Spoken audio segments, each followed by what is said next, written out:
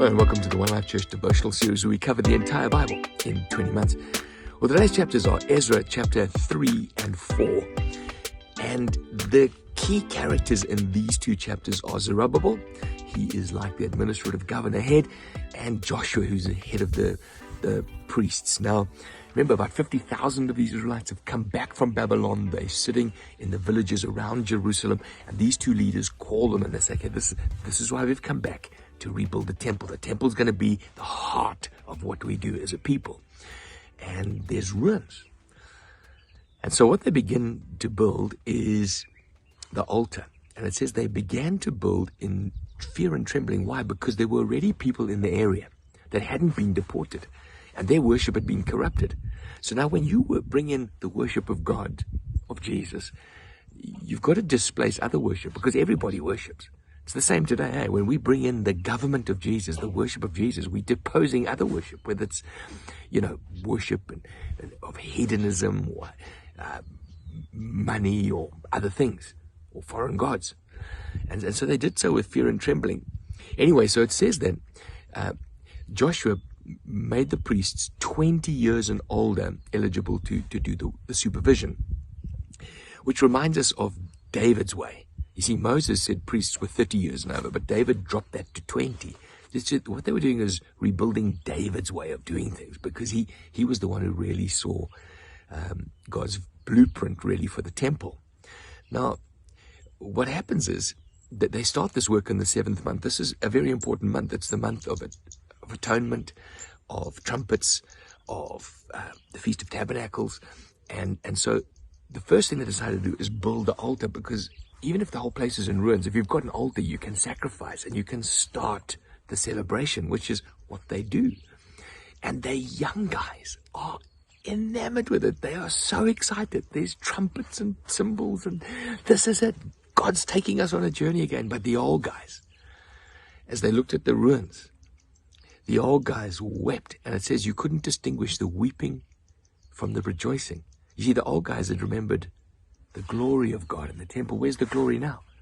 The old guys had remembered the splendor of Solomon's building. This would never be like that. I mean, Solomon, remember all the riches David had put together. Solomon spent between 5 and 8 billion equivalent US dollars building what he built. I mean, this remnant couldn't build that. So these guys were weeping. Solomon had an ark. Where's the ark? There's no ark.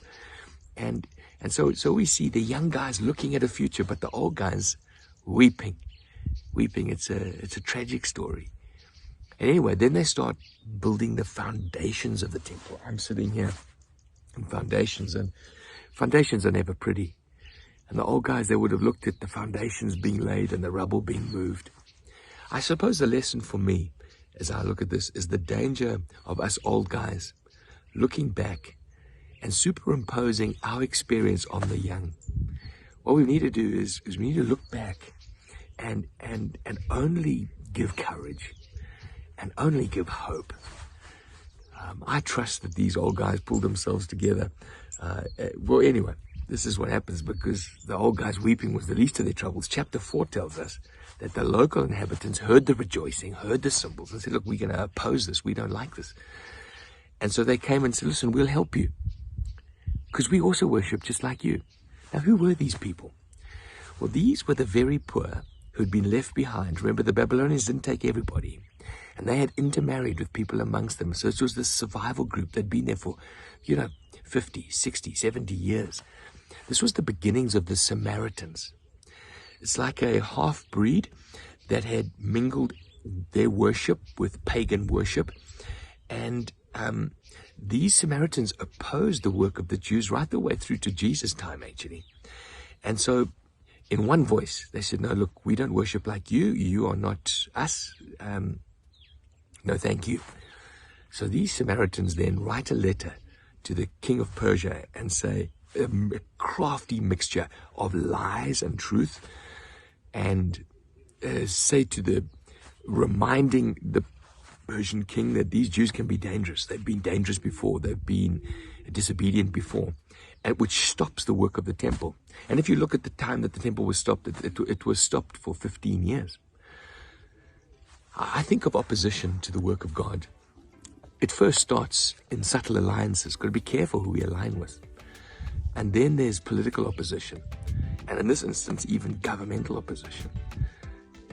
When God calls you to do something, don't think there's not going to be opposition. We're in a war. And it requires young and old to go before God and trust Him for the victory. We'll see about that tomorrow and the next day.